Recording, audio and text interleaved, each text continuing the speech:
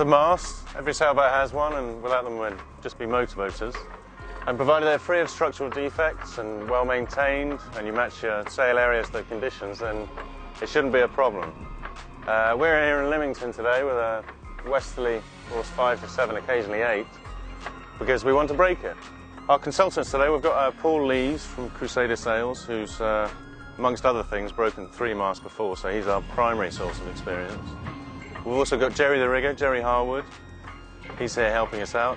The only thing that we can predict is that we don't know exactly what's going to happen. There's an enormous number of variables as to how the mast goes over the side. Under normal circumstances, it happens completely by surprise.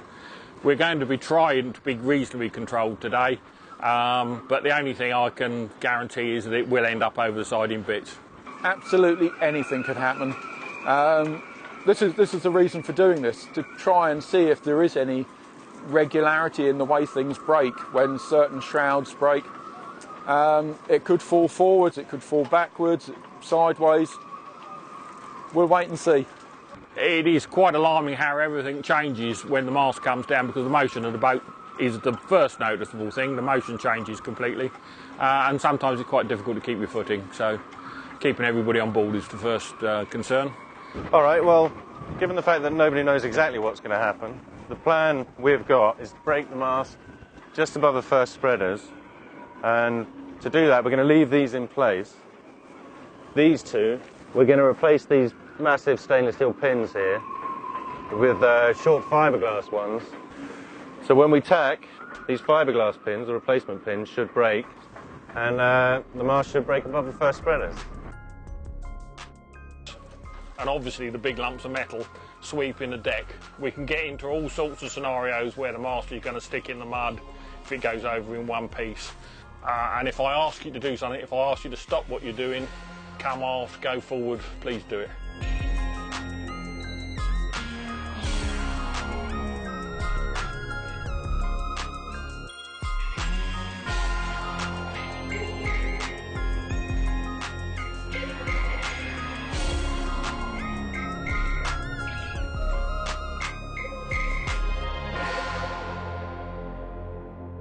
So a nice frisky little day. The wind is pretty much due west at the moment. We've seen over 30 knots. The wind is with tide, and we've got some fairly substantial waves for the sheltered western Solent. We've had a little bit of a play about, but we've got the mainsail nicely snugged down now with its third reef point, which is a regulation IRC 40% of the luff, and we're nicely under control at the moment.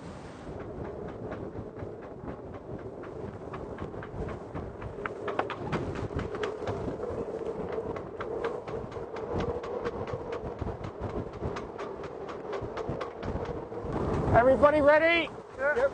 Okay, are we ready about? Big set, yeah. Yeah, I'm looking for the big set. Leo!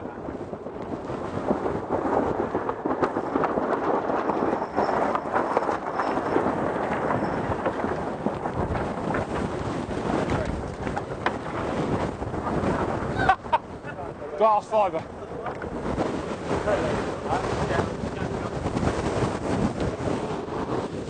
We've just had quite a large boat, a 40-foot boat, going to windward in 30 knots of wind or more. The only thing that's holding the mast up is a bit of glass fibre sail batten replacing the clevis pin. We're now just changing down to a smaller diameter, a lighter fuse in other words, to see if we can get it to break. Leo.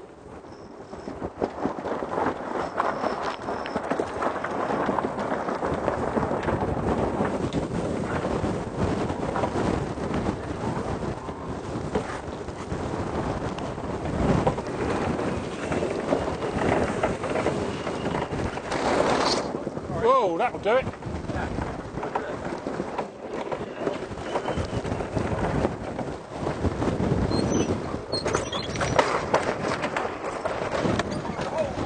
Okay, that did it. Right, stand by, just settle for a minute. Is everybody okay? Yeah, good. One with wire behind you. Right. Okay, can we get the backstay forward?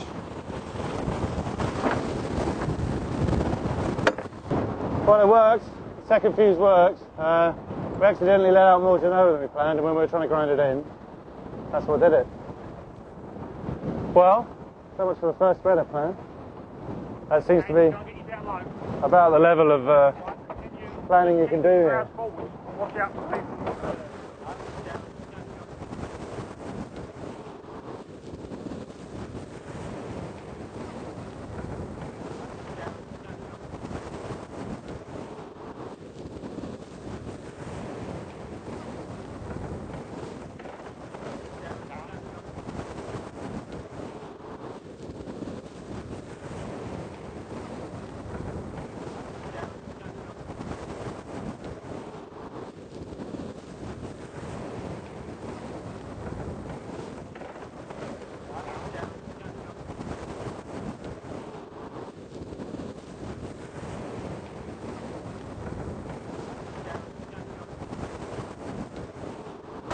We're gradually turning round at the moment. The rig is acting like a sea anchor, and the wind's blowing our stern down, and the tide's taking the stern down as well, so it's going to end up somewhere over the bows.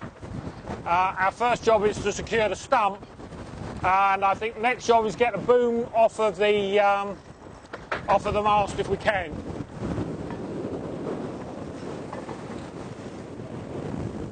Right.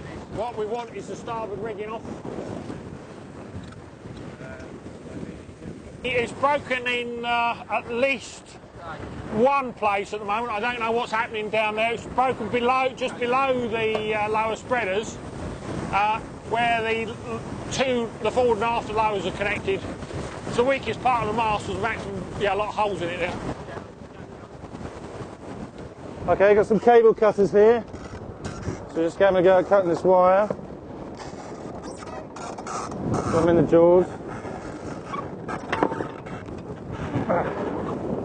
That's hard.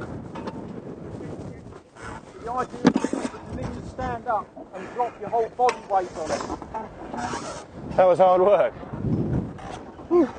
Okay, we're testing the whole metro hydraulic cutters this time. So we clamp them over the wire. That's all good to go, and then we start pumping.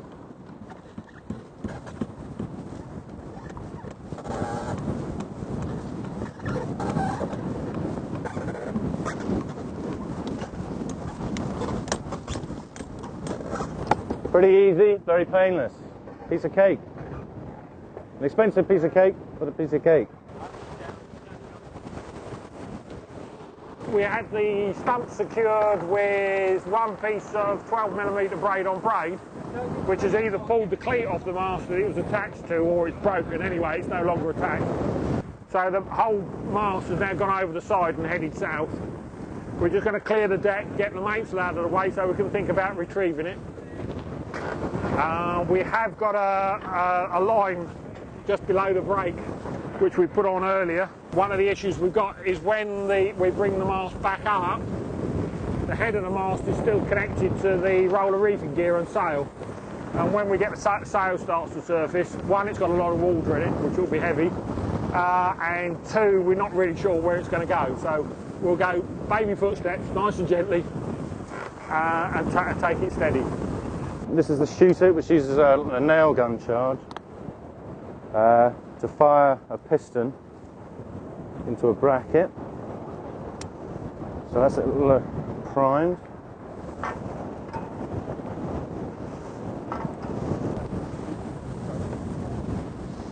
Okay.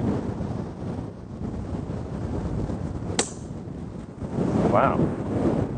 Well, that was good. Fantastic. Not much of a general purpose tool, but does what it does very well.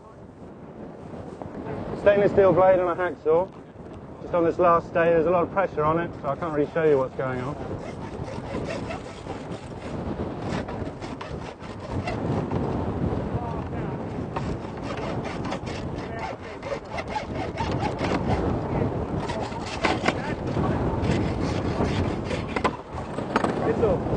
Okay.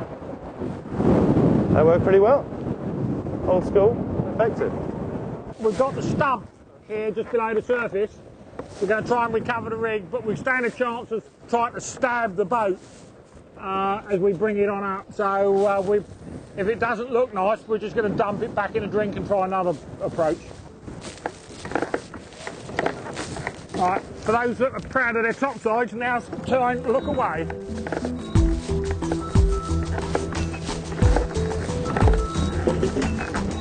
Doesn't really matter, but mind your fingers.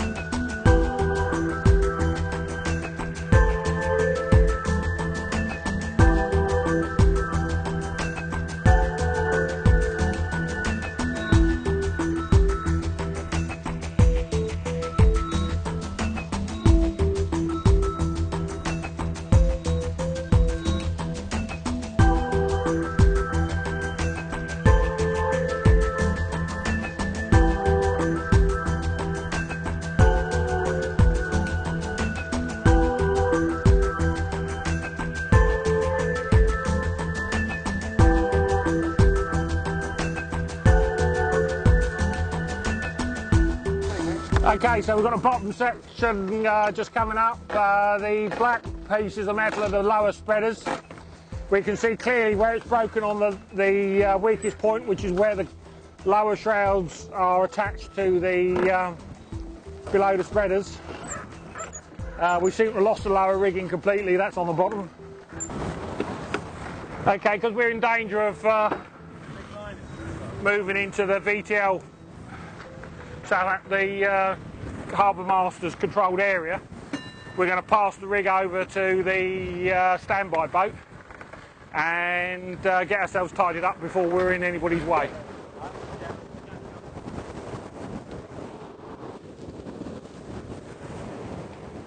Back in Hamble Point Marina, we've finished our dismasting test, as you can see. This is all we managed to get back. The rest was taken off by one of the support boats because we spent 2.5 hours getting this on, by which time we're drifting down to the shipping lanes. It was an eventful day. It was certainly windy enough to do what we wanted to do, but there were a few surprises. The first fuses we had were 10mm lengths of GRP batten that we'd replaced the clevis pins with, and the mast wouldn't break. They held up really well. So we had to go around again, replace those with 6mm, I think it was. And they held too. So we ended up accidentally rolling out all the headsail in a bid to just put more pressure on it, and that's what did it. That worked. So we were just grinding that in when the whole thing went over the side. It seemed to happen in slow motion. I mean, we've been trying to get it done for sort of 20 minutes, just spinning around and around. So there, to finally see it go was like, okay, the day's begun. Whereas I'm sure it would be a horrendous experience for anyone else. Certainly it took us 2.5 hours to get this back on board, and this is, there were 6 of us on board, all working on it, so there's no way you'd get it back on just with a couple. It just wouldn't happen. We were all surprised by how much weight there was just in the mast, trying to just manhandle it around, which wasn't possible. We're on the edges of that. So it was power buckling, and it was wrapping lines around it with boat hooks and trying to haul it, winch it back in. It was all of that. It was a surprising amount of work. And as I say, 2.5 hours to get this back. I'm amazed that the mast took an incredible amount of effort to actually break. So it's a very thick section, as you can see. Glad it's over. Everyone's happy and healthy and intact. And yeah, it's a good day. Did everything we needed to do.